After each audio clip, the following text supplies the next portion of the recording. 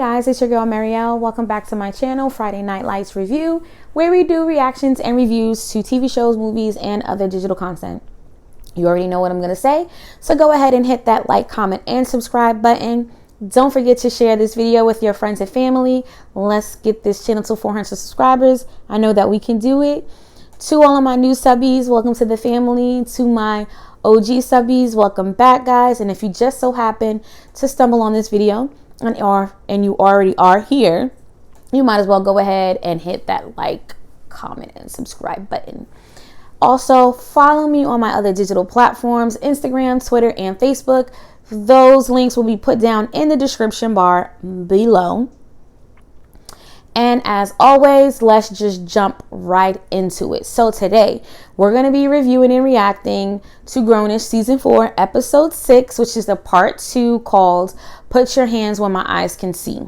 This is a continuation from Episode 5. Basically, the rundown: a young guy was killed by cops. He was unarmed and everything like that. So this is where Kenya Harris is just now touching on today's climate. We saw that he kind of touched on the pandemic, and now he's touching on police brutality, killings of unarmed Black and brown men and women. And we saw that Doug was really, really emotional and took it very personable when he saw another unarmed Black man killed, and he goes to Aaron's house and he goes, "Look, I'm tired of being silent. Let's make some noise." Which leads us to the opening scene to Episode 6, where we see Avery Wilson singing Strange Fruit by Billie Holiday, who sings amazingly. I mean, you gotta research Avery Wilson. He's been on The Voice. He's also does Taco Tuesdays with Stevie Mackey. I don't know if you guys watch that. It's when he's got phenomenal singers singing random songs. And he's also been on Terrell Grice's YouTube channel, where he interviews singers and actors at the same time, and they do this really fun name a song within 10 seconds, you gotta sing it. So we've seen him and all that. You really should look up Avery Wilson. His voice is phenomenal. He is phenomenal. So we then see a young Black girl. Beautiful scene. The cinematography for it was beautiful. We see the cops on one side yelling, but you don't hear them. It's very silent. We just only hear Avery Wilson singing Strange Fruit. And we see the young girl, beautiful braids and this beautiful dress, kind of blowing in the wind. She's completely silent. There's nothing coming out of her mouth. I just think, that presence was definitely felt with just the song playing in the back, and looking at this young girl. And then where they kind of scanned the scene where we see Javi, Anna, Luca, Doug, Zoe, Jazz, and Nomi. The only person we don't see is Vivek, which I'll talk about that later. I just thought that scene was beautiful. That first 5 to 10 minutes of just hearing Strange Fruit to make that feeling resonate amongst everyone about what's going on today in our world. And then as the scene goes on, we see that everybody gets a text message and everyone's put on curfew, and it only given 15 minutes to scatter because the curfew was at 6 o'clock. And we start to see the cops move forward. We know that they have tear gas. We know that they got rubber bullets and zip ties and batons and tasers and all of this other stuff, when they're just doing a peaceful march, a peaceful protest. So this is going to get me right into this scene, because I'm not going to dwell on just all of that. We're just going to hit through scenes. So I told you in my last episode that I thought Javi was sus. And he's just proving me right. After the scatter of protesters who don't want to get in trouble, that don't want to get maced or hit with rubber bullets, which is understandable. They, as a group, they were like, yo, we need to continue. I don't care if this is a curfew. We got to keep making our presence known. This narrative needs to be pushed out. And I'm still down to do that. And we know Aaron will always be like that. Doug was down. And we all know if Luca understands the assignment and he agrees with it, he's always going to be down. Always. And we all know Kiki is going to be down, because that's kind of like her introduction and as her character, as someone who is very pro-Black. Now, I understand when people don't want to go because, like I said before, just because you don't participate in one thing doesn't mean that you don't support the cause, doesn't mean that you're not feeling everything that everybody else is feeling when they look like you. So Jazz and Zoe was like, look, I pretty much just got it straight with my pops, even though her father would not be ashamed or upset if she went down there, scared for her life, but I don't think he would be mad. I definitely understood Nomi out of everybody, because she said, God forbid I go down there, I get arrested, I get gas, I gotta go to the hospital, whatever, and who's gonna have my baby, my daughter? So she definitely had an excuse. That's not the environment you bring your child into. I'm sorry, that's just how I feel. Because people are reckless, and it's not just police officers that's out here being reckless and hurting people. So that's just what I have to say about that.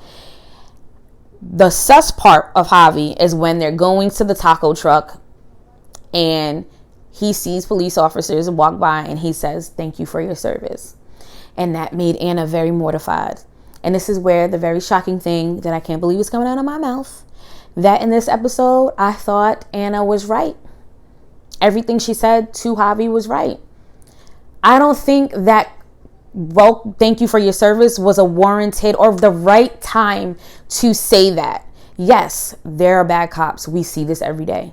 But there's also amazing good cops that truly protect and serve. And yeah, you always want to thank those cops. But was that comment warranted for that time and that place? No. And she was like, well, what was the deal with those black protesters behind us? And he's like, I like how you said black protesters. She said, I say that to make you understand that comment was not the right place or the right time to say it. And he was like, well, your cousins, my cousins, or whatever, they in the military. Military and police officers, two different things. They're not the same. I don't give a shit. You tell me in the comments if that's how you feel. That's how you feel. You know, I'm not going to say anything, but it's not. They go out and they protect the world, the country, how people view it, correct? Cops, they protect and serve their area. Military people, they're protecting everything. America, the whole gamut of all of us. Cops don't do that. So you can't compare. That's oranges and apples. Didn't make any sense to me. Then he makes an insensitive joke. Was like, if anybody is at fault, it's the black protesters. And she, again, is looking mortified. And he's like, it's a joke. What the freak are you doing? That's not a joke. It's not a joke. And you tell me what you think in these comments. I think Javi is sus. There's people who claim to be allies. He's not an ally. I think he was only there to make sure that Anna wasn't hurt because he does love her. He doesn't see it, and he's sus. And eventually we'll see how his character develops as the season goes on, but it's a dub for me with Javi. And not because it's the black and white thing. It's just that you're insensitive. If this was a cause that you were passionate about and someone made a dumb, insensitive joke about what you're trying to combat, you would feel some type of way. That's all I'm saying. And when he called Anna on her shit, like, you wanted to do dare, you wanted to do this, you wanted to do that. And she was like, look, I understand that's who I am, but you also got to understand I have the right to feel how I feel about certain things. I don't have to feel the same way across the board on every single topic. And she's right. She doesn't. And she said, you know that about me. And he's like, well, I'm tired of arguing. She goes, me too. He's like, a relationship shouldn't be this hard. And I said in the last one, I don't think they should be together. Even though everything that Anna said in this episode was correct, yes, she still needs to work on her. She still needs to deal with trust issues and all this other stuff. But that's not what we're talking about in this time. We're talking about how you feel about a cause that you know she's very passionate about and you're taking it lightly. And so she was like, that was the first thing that we agree on. So I'm out. Deuces, bye. We're not meant to be. And then we talk about Nomi's conversation with Jazz and Zoe about white fragility. I thought this was a great segue because most people, when they hear white fragility, they think only about the Karens, right? And that's not always the case. There's people out there who have white fragility that don't know it, and it's not their fault. It's because their glasses are different from ours. They don't see the harshness. They don't see the oppression. They hear about it, But if it's not directly in their world, it doesn't bother them. And in the same breath, you can't be completely upset. But in the same breath, if you're telling them to recognize it and they're still not recognizing it, that's when you can have an attitude. And that's where this scene came in with Nomi and Jazz and Zoe. She was like, they're basically saying, like, you're not racist, but you have problematic thinking because it's not your world to see. And we're not saying it's wrong, but we're trying to call you out on it so you can recognize the problematic thinking you have. They use the examples like, once you get at us and you make us realize our problematic thinking, we correct and we put our best foot forward. That's what they're trying to do with you, and you're feeling offended by it. And that's where white fragility comes in, because you can't say this about me. I don't think that. We're not saying you're racist, but we're saying, like, listen to how you're thinking. Listen to what you're saying. It's problematic. And she got an attitude and she laughed and she called her mother. And this was a very good educational scene as well, because I don't think we give certain people enough credit. And I know some people will disagree with me and not feel what I'm saying, but that's just how I feel. Some people just don't get credit. If they put it in front of her, she got an attitude. She went back to her room. She called her mom, because you call the people that you're closest to let them know what people think of you. And then she was like, well, we always raise you not to see color. And then here comes Nomi telling her mother, that's a problematic thought. If you don't see color, this is why we are where we're at with a lot of people. You have to see color, because when you see color, you can recognize who's oppressed. You can recognize who's being hurt, who's being marginalized. You can see all of that once you see color. And her mother got an attitude and she was like, I'm just telling you what you're thinking is a problematic thought. And she was like, no, I feel like you're attacking my character. And then her light bulb went off and she goes, I know I'm not attacking my mother's character. I know my mother is not racist. I know my mother is this, but I'm trying to get her to recognize a problematic thought. And she automatically thinks I'm attacking her. And that's white fragility. And I love that it didn't take episodes upon episodes. And I know some people may think they rush certain things. I don't think so. I like how she didn't let it fester, in herself and in Jazz and Zoe. She came back. She said, I understand now. I was talking to my mom. I wasn't basically whatever. And now I understand what you're saying. I know you don't think this is who I am. I know you guys love me and I'm going to do better. And they said, thank you for your apology. And they love her because they know who she is. It's just that we all have to get reprogrammed on our thoughts about things that happen around us. I thought this was a very amazing episode. The funniest part, the lightest part we get is where we see when Luca finds out that Doug has had sex with his sister Kaale. And Doug is kind of dumb. You exchanging these texts. But let me digress. I don't think he's dumb. You're just worried in the situation and you want your best friend to feel good and know that his sister's okay. So he gives him the phone. He goes, you smashing my bro, smashing my sister. And Aaron's like, Kaale, I'm gonna go and check on her. And they have a nice, not a big blowout, which I didn't expect because they're both very like cool when it comes to confrontation.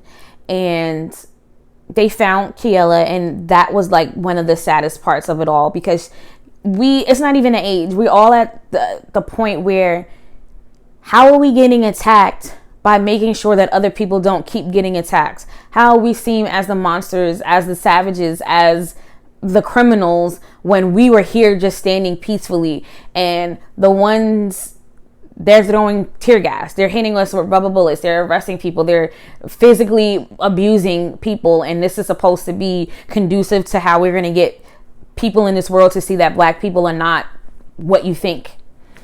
And that part was really sad, and it was very heavy, and that's just what it is. My daughter feels the same way.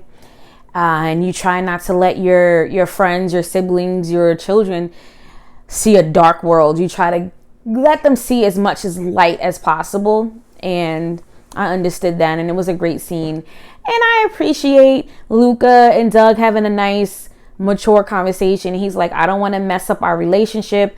I don't want you to feel no type of way that I'm fondling his kin or whatever. But I also think they need to talk about it, because I don't think Kaale is going to view it that way. Even if nothing happens between them after this or whatever, but I think Kaale needs to have a conversation if she does want to see what could happen with her and Doug. They need to have a conversation, and Doug needs to revisit it with Luca, and so forth and so forth. So I am looking forward to the rest of this season. I was really upset that we didn't see Vivek, like I said in earlier the video. I think he would have brought that love and that fluff, that light into the situation, but still taking it serious. I was disappointed that his character was not highlighted in this episode, but we know we have more of Vivek that we need to see. I can't wait to see what happens with his character as far as being expelled, and him and his dad and everything like that, and to see Aaron and Zoe's relationship develop, to see if Doug and Jazz can actually make that leap to friendship from being in a relationship, and to see what happens with Kaale and Doug and Luca and everybody's character, and Nomi and with the baby. So I just can't wait to see the rest of how this season plays out. So guys, we are at the end of this video. Thank you so much. Don't forget to share this video with your friends. Don't forget to like, comment, and subscribe to your girl's channel. The next video should be up. If you're seeing this on Monday, don't hold me. The next video will be up on Tuesday. I'm getting everything. I'm changing some things around. So just be patient with me, guys. And as always, please be safe, be courageous, and I will see you guys in the next one.